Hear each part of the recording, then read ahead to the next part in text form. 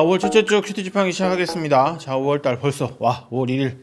자, 5월달이 시작합니다. 2022년 시작한 지 벌써 5개월이 지났는데, 자, 5월달 한 달도 힘차게 보내고, 어린이날 상관없는 우리 학생들이지만 네, 휴일이 많지 않네요. 네, 어린이날도 하루는 쉬긴 하지만, 네, 5월달도 잘 건강하게 보내고, 중간고사 다들 마무리 되었고 또 되지 않은 학교들도 있을 텐데 시험 준비 잘하고 좋은 결과 있도록 네, 우리 고등부 학생들 힘차게 또 5월달 시작하길 소망합니다. 자, 5월 첫 번째 주 큐티 지팡이 시작하겠습니다. 자, 5월 1일 주일부터 7일 토요일까지 고린도전서 1장 1절부터 3장 15절까지의 말씀입니다. 자, 바울이 성령 충만을 받아서 이스라엘 주변에 있는 이방 나라들에게 복음을 전합니다. 자, 전도 여행을 시작하죠. 성경에서는 공식적으로 4번의 전도 여행이 있다고 기록하고 있는데, 자, 사도 바울은 총 4번의 전도 여행 떠나게 되죠. 자, 고린도 전후서를 쓸 때는 이 2번째 전도 여행에 대한 이야기를 기록하고 있는 겁니다. 자, 고린도 전서 후서의 대략적인 내용을 오늘 하려고 하는데, 자, 2차 전도 여행 중에 이 그리스 아테네 지역에서 복음을 전한 이후 고린도 지역에 가게 돼요.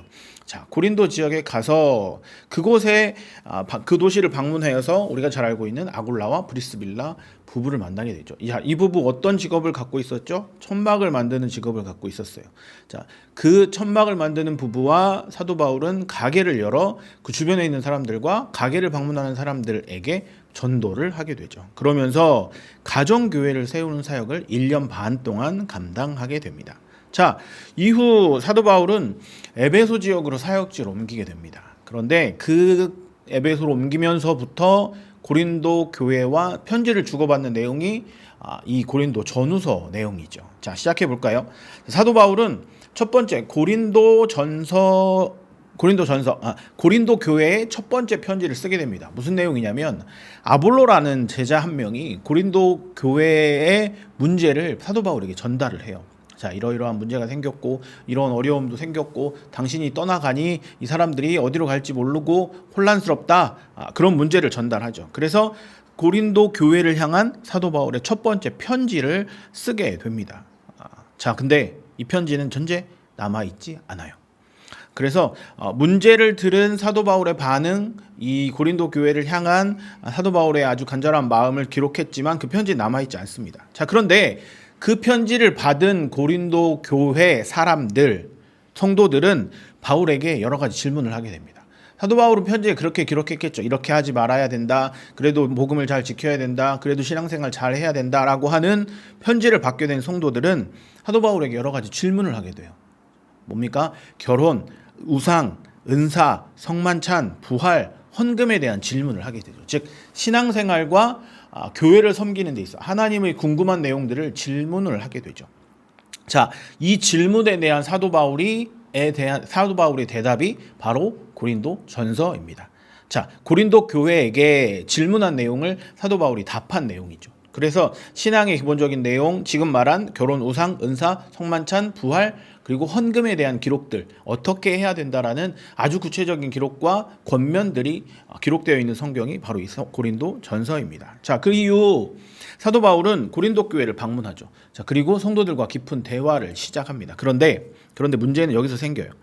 문제 해결을 위해 그리고 질문에 대한 대답을 해주고 그렇게 살고 있나 확인하러 사도 바울이 고린도 교회를 방문하게 되는데 그 대화를 통해서 이들의 문제가 더 들어가는 상황이 되어버립니다. 자, 사도 바울은 다시 돌아와서 이런 고린도 교회의 문제들과 문제를 일으킨 사람들과 여러 가지 죄를 짓는 상황들을 보니 더 심각한 거죠. 그때 사도 바울은 이것을 내가 지금은 다시 돌아가서 사역을 감당해야 하니 다시 돌아와서 내가 너희의 죄를 묻고 책망하겠다라고 고린도를 떠나지만 이후 사도 바울은 더 이들에게 큰 상처가 될 것 같아서 가지 않습니다. 고린도 교회를.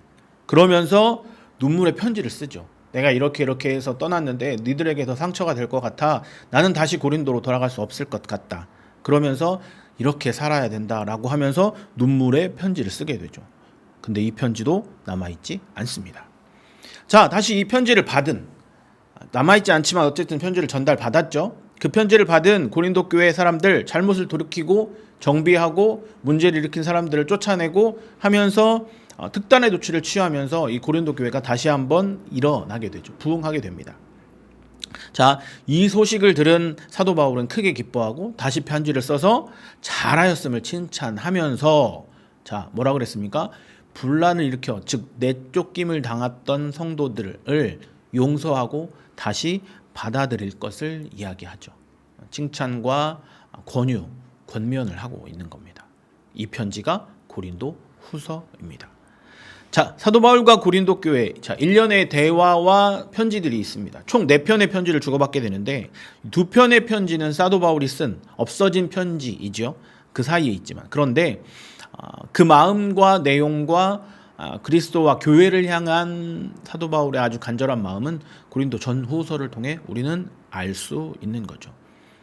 고린도 교회를 향한 성도들의 고민과 간절하고 애타는 마음이 고스란히 전후서에 담겨 있는 거죠. 자, 이번 주부터 고린도 전서 묵상을 시작합니다. 자, 교회 안에 여러 궁금한 질문들 그리고 대답들 사도 바울이 직접 써서 고린도 교회 사람들에게 전달한 거죠.